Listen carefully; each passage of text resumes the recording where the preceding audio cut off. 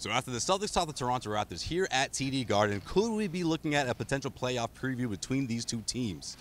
First and foremost, this segment, of course, is brought to you by 1-in-100. Head over to 1-in-100.co, where you can win tickets to go see the Celtics, the Bruins, and other concerts going on in the city. That's 1-in-100.co. Sign up today. Maybe a Celtics-Raptors playoff game. Maybe at some point. We'll see this. It would be worth the price, whether we're talking the Eastern Conference Finals, that you pay, semifinals. It would be. It's going to be one heck of a series between these two teams. And I don't think we've seen everything that the Toronto Raptors have to offer against the Celtics. No, and certainly in the playoffs, I don't think you're going to see Kyle Lowry go 3 of 12 in 42 minutes. Yeah. He was awful, and he admitted it after Friday night's game.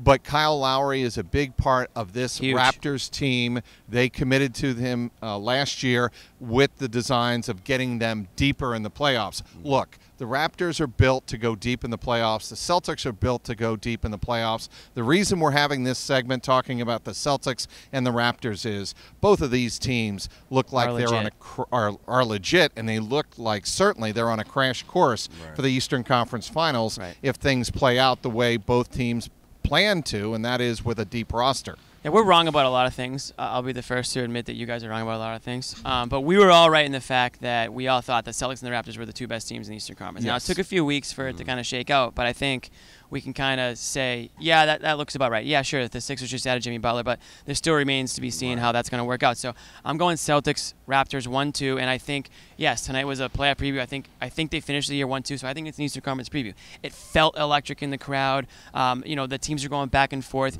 You had Kyrie Irving and Kawhi Leonard going back and forth on the court. Kyrie dropped 41. Kawhi, I don't know exactly. 43. 30. Yeah, Kyrie had 43. Right. Kawhi had 31. So I mean, these two players are some of the best performances that you'll see all season. Exactly, leading their teams. They both won it, and the Celtics they came out on top in the end, an overtime game. So it goes to show you how close it was the whole way through. What really stuck out to me, guys, is watching this game on Friday night. You had a lot of the swings back and forth emotionally and physically in terms of execution on the court, and the back and forth between the two coaching staffs that we saw in the Cavaliers series. It was very, very similar, where the Celtics would go up double figures on LeBron last year, and then the Cavs would make their typical comeback. But in the games 1, 2, and 5 here at the Garden, the Celtics came out on top.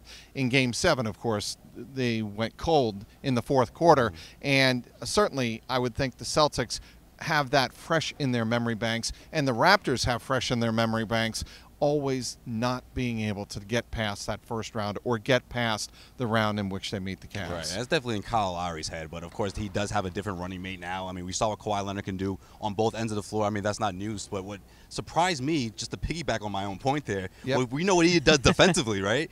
Why didn't we see Kawhi Leonard go up against Kyrie Irving? I mean, I don't understand how you have someone going off the way Kyrie Irving has, time and time again throughout the fourth quarter, overtime period.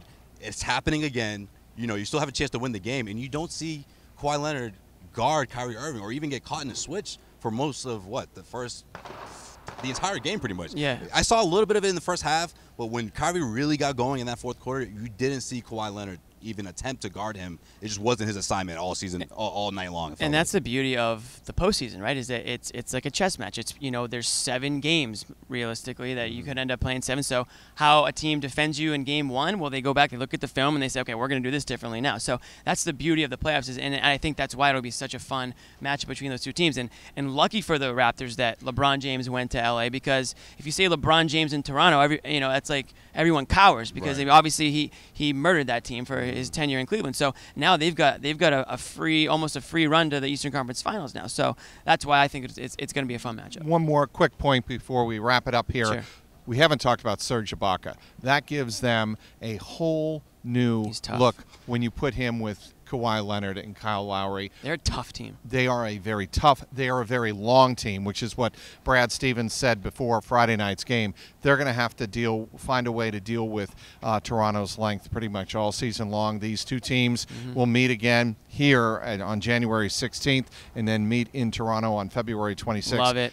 Those two games are going to go, I think, a long way to determining possibly who has home court advantage, and that's going to matter if these two teams meet in the postseason. Right. Of course, what happens between then and what happens between now and that meeting in January will obviously, speak volumes as to where both teams are in their progression throughout this regular season.